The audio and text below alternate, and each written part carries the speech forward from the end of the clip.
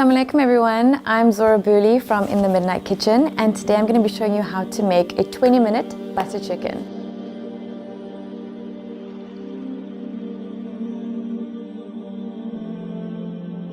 So this is a really great recipe to use when you come home late from work and you want something wholesome but limited ingredients, just fillets, and we are going to be doing that this afternoon. So first things first, I'm going to run through the ingredients with you step by step. So over here I have fresh cut up fillet chicken. So I just used about 3 breasts, which would serve about 6 people roughly. And here I've got some passata sauce, also known as tomato paste. This is just an Italian brand that I really like. And then we're going to dice up an entire onion, which is like very fresh. So obviously the fresher your ingredients, the better your outcome will be of your dish.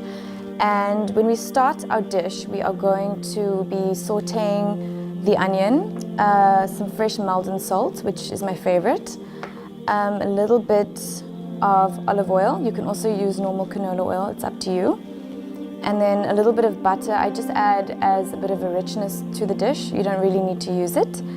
And then I make my own garlic and ginger paste. So I just basically crush it and then add olive oil and just leave it in the fridge for whenever I need it.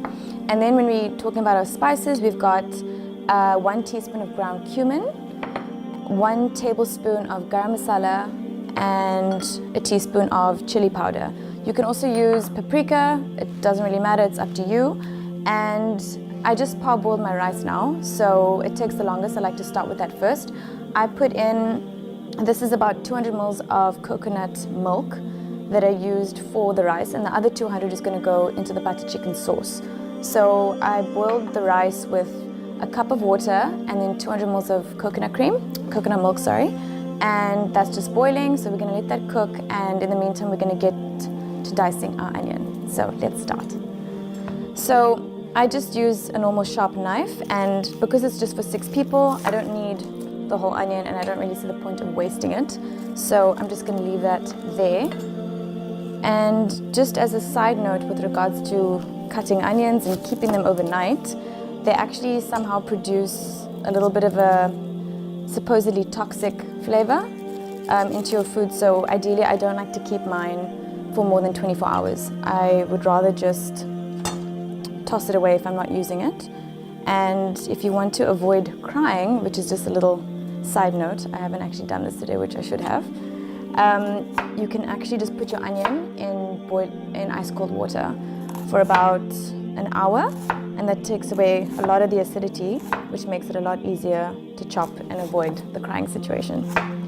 So I'm going to chop these as finely as possible, and then I'm going to finish it by sauteing it with the garlic, ginger, olive oil and butter, and then we can go from there. So this is just that. I usually use a white onion. You can use a red onion if you want to. That's totally up to you, doesn't really matter. I think a red onion does add a lot of flavor, but for this recipe I'm going to stick to a standard way of cooking. So our onions are almost done.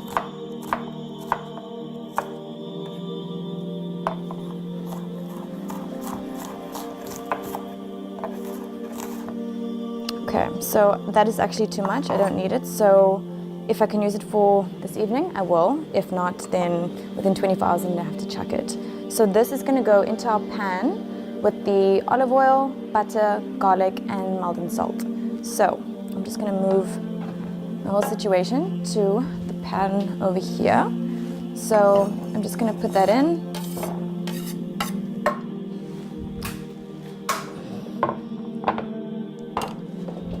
And I just put it on a medium speed.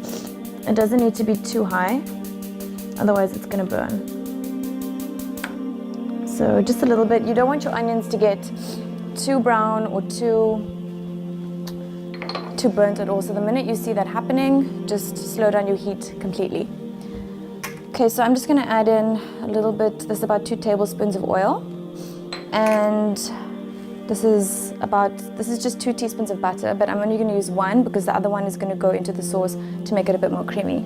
So we're just going to add 1 in, and then all of our garlic and ginger, which is 2 teaspoons. So all of that goes in, and that sautés really nicely, and then just a dash of salt. So we're gonna let that saute. It should take about roughly 5 to 10 minutes. We don't want it to obviously be too brown, so we're just gonna watch it as it goes.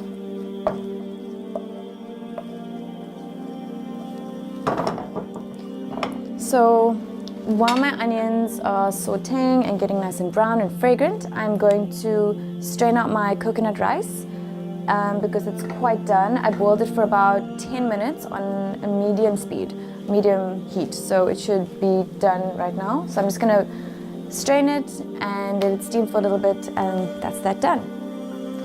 So it's over here.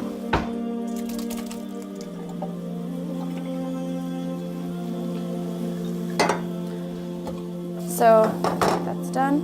Okay, so I just strained the rice, and the coconut cream gives it a really nice sticky texture to it as well. So I just strained it. I'm going to put it in a very low heat so that it can steam through. People like to use a little bit of a parboiler, so it's one that goes on top and steams right through with some water, but I'm just going to make a very quick meal because it's supposed to be done in 20 minutes. That's the whole point. So I'm just going to put it in a low speed to steam through. And then I'm going to get back to my onions, which seem to be done now. So I'm going to leave them at this point. I don't think they need to be done anymore. So now I'm going to add the chicken so that they can just brown on either side. You don't need to have them cook through completely because they should be cooking through in the sauce and absorbing that. So again, low heat, and we're going to start with our chicken now. So the chicken is just going to be, these are just, like I said, 3 fillets, so that's all we're doing. And I'm going to add them in so they can just brown really, really quickly.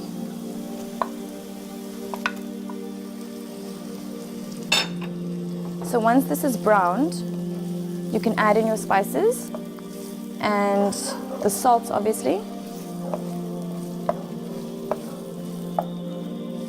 And then add in your tomato paste and coconut milk, and then you're done. So the chicken is now smelling really fragrant, and you can get the really good hint of the garlic coming through really nicely. And as you can see, it's pretty cooked on the outside. The inside will still take a few minutes, but that's why we're going to add all the spices so it can cook in that really nicely. So the first thing that I'm going to add is just a pinch of salt, because I haven't added any salt into the chicken yet. Like I said earlier, this is just sea salt that I'm using. And this is a teaspoon of the cumin powder that's going to go over that. And then this is 2 tablespoons of garam masala. And this is your chili powder. So that's going to get in really nicely. And you should be able to smell all of this just being absorbed by the chicken really nicely.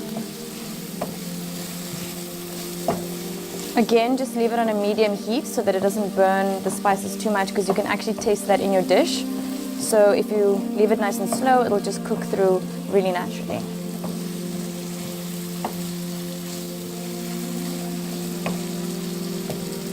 So you can leave it at this stage for about 5 minutes, give or take, and then you can add your tomato paste and your coconut cream.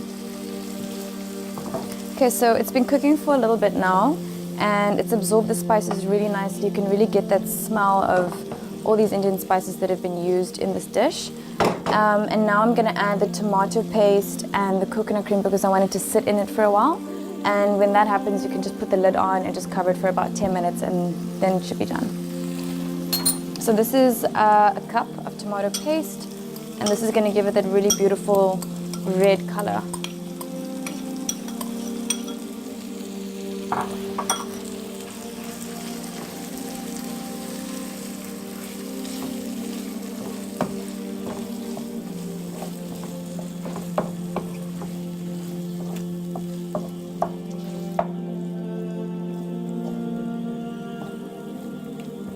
It even stopped simmering quite a lot because obviously this paste is in now. It's created a really nice foundational base.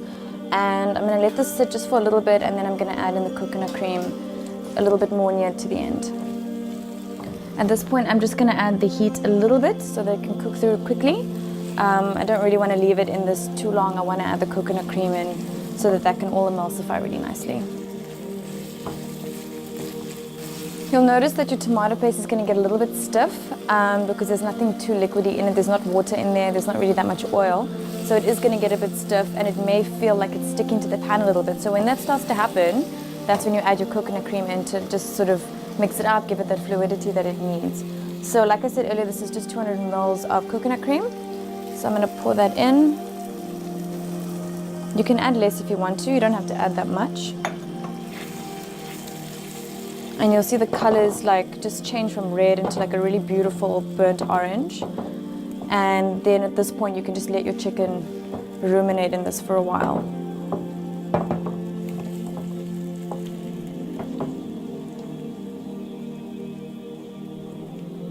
So now we just let it cook through completely, and obviously if you need to add a little bit of pepper or salt or just sort of tweak it, you can just go on and do that.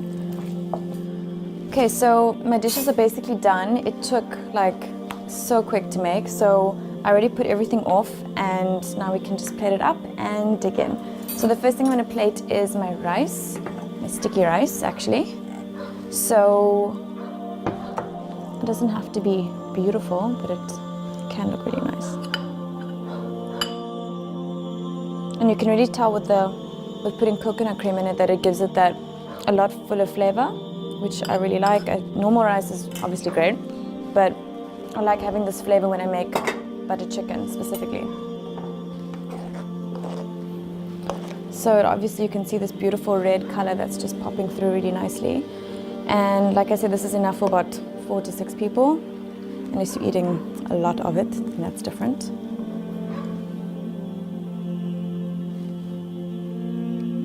And I just garnish mine with a little bit of coriander or parsley. It's really up to you what you feel like.